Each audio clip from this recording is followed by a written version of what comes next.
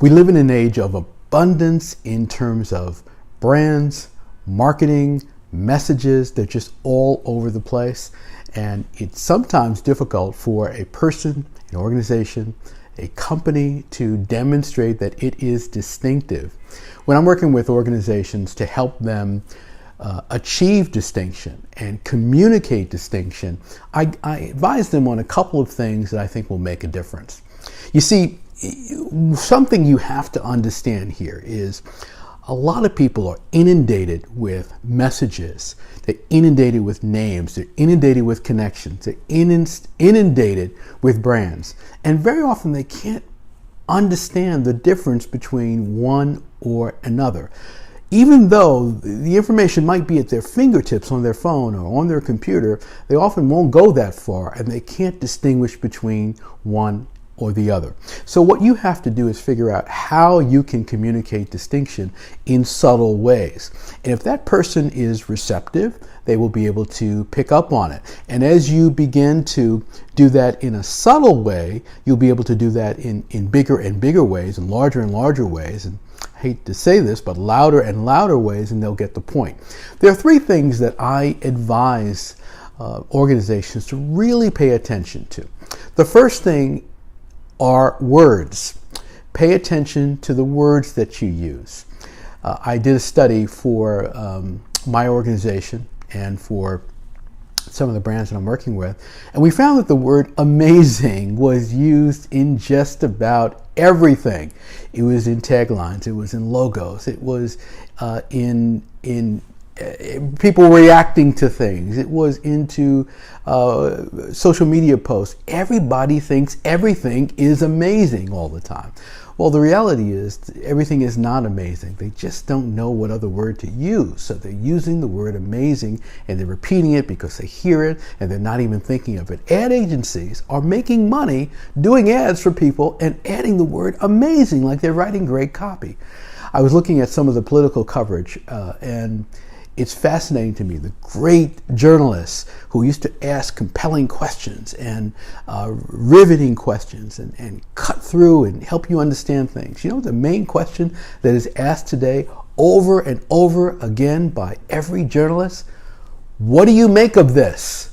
That's the powerful question that is asked. So my point to you is, pay attention to words. I don't know what the words will be for your organization, for your brand, for your product. But if you're using words that you hear elsewhere and pay attention to what you're hearing elsewhere, you are not being distinctive. After journalists ask that great, compelling, riveting question, what do you make of this? The response typically from the guest is, yeah. And then they go on and speak. Or another thing that's often used is so, and then they'll go on and speak. Be distinctive. Pay attention to words. In my business, paying attention to words is key because we're trying to get high-end brands to be more and more compelling and to cut through so that when a salesperson is talking to a client, they're not saying something they've heard elsewhere. That client will leave thinking, that transaction was a little different. That experience was a little different. So pay attention to words. Okay, the next thing to talk about or to consider is measure. Now here's what I mean by that. We live in a world of great overstatement, which is why the word amazing is used so often. Everything is epic. Everything is amazing. Everyone's a game changer. Everyone's an agent of change. Everyone's a disruptor. Everyone's incredible. Obviously, that's not the case, but we live in a world of great overstatement. And one of the things that can be very compelling and distinctive is to be more measured in the way you explain things. For example, we just embarked upon this initiative. We're new at this.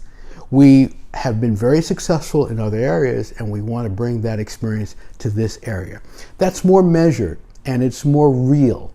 And when you're talking to clients, it really is helpful in being able to put you in perspective with others out there. Everyone is going to be saying they're a game changer. Everyone's going to say they're a disruptor. Everyone is saying these pat phrases that they learn, and they say, oh yeah, I'm that. That's what I am. Well, the reality is that you have to find a way to be crisper, clearer, and more distinctive in the process. And one way of doing that is to be more measured in the way you communicate who and what you are. Now, there's a third thing that I recommend, and this is very powerful if you can pick up on it and use it effectively, and it's called depth. Depth. So if you are able to go deeper than most people, even if you are new, okay, we're new at this, so we're looking at all the things that are new that can be used. We're new at this, so we're looking at what everyone is doing. We're doing a whole analysis of the market, and we want you to participate in that. When you demonstrate depth in your market, the right people will pick up on that, and they'll say, that's the person for me.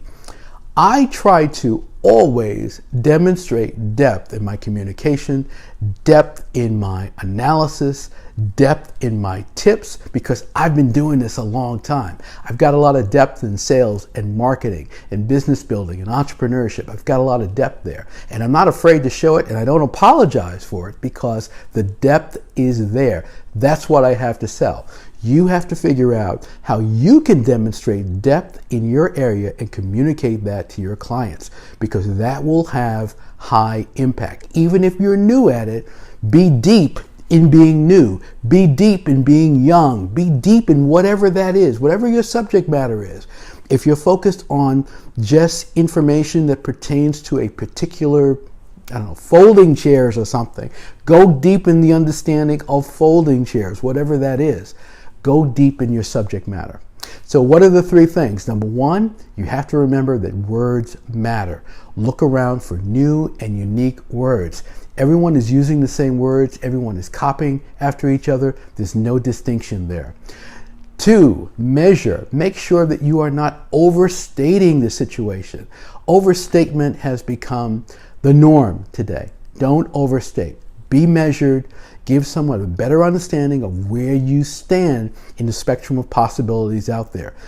Just because you are not an agent of change and this and that, or maybe you are an agent of change, but a game changer, doesn't mean that you aren't valid and you're not someone that the person can work with. And the third thing is understanding that depth does matter. Depth in this world of shallow messages, of overstatement, in the rehashing of words over and over again, it does matter. If you want to cut through the noise, here are three things that will make you distinctive. If you like this tip, give me a thumbs up. Let me know that you liked it. Share it with someone in your network who you know will benefit from hearing it. Make sure you are subscribed to my channel because I have a lot to share with you, and I look forward to seeing you next time.